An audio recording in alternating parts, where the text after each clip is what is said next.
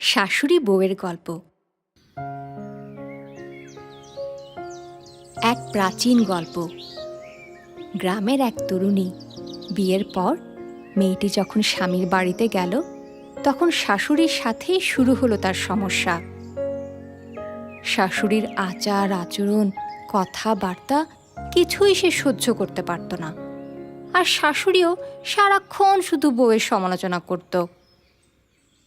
অবস্থা আরও অসহনীয় হয়ে উঠল যখন পারিবারিক রীতি অনুযায়ী প্রতিদিন তার শাশুড়িকে পা ছুঁয়ে সালাম করতে হতো এবং তার সব কথা তাকে মেনে নিতে হতো।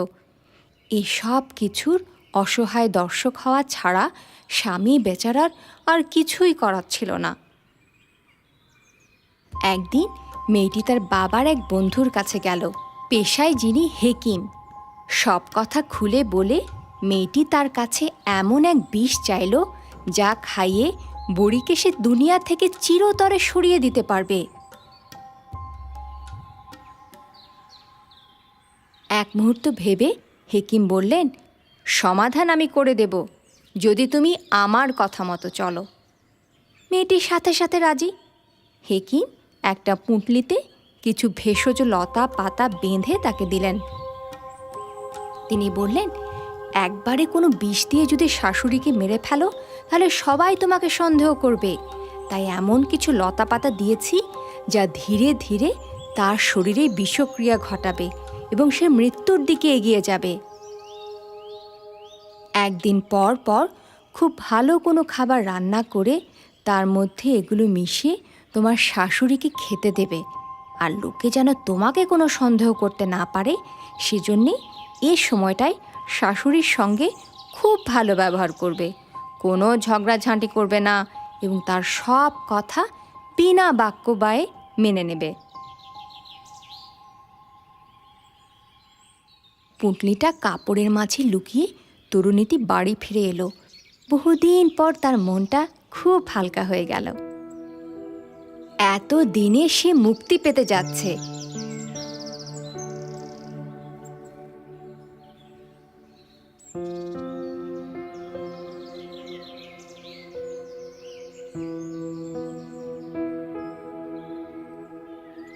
হেকিমের কথা মতো সে একদিন পর পর ওই বিষ মেশানো খাবার রান্না করে শাশুড়িকে খাওয়াতে লাগলো। সেই সাথে তার সব কথা মেনে চলল। এই সময় শাশুড়ির ওপর যত রাগী হোক না কেন, আপ্রাণ চেষ্টায় তার সে দমন করতে লাগলো। শাশুড়িকে সে তার মায়ের মতোই দেখতে লাগলো।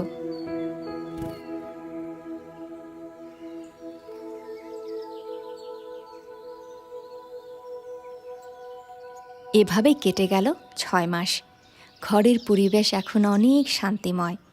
এর মধ্যে তরুণী আবিষ্কার করল, সে তার রাগকে এখন অনেক সহজে নিয়ন্ত্রণ করতে পারে।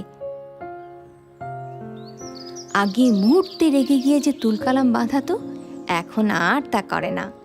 গত 6 মাসে একবারও শাশুড়ির সাথে তার কোনো ঝগড়া হয়নি। ছোটোখাটো বিষয়গুলোকে এখন খুব অনায়াসে সে ক্ষমা করতে পারে, ছাড় দিতে পারে। শাশুড়ির পরিবর্তন লক্ষণীয়। তিনি এখন বউকে নিজের মেয়ের মতোই ভালোবাসেন।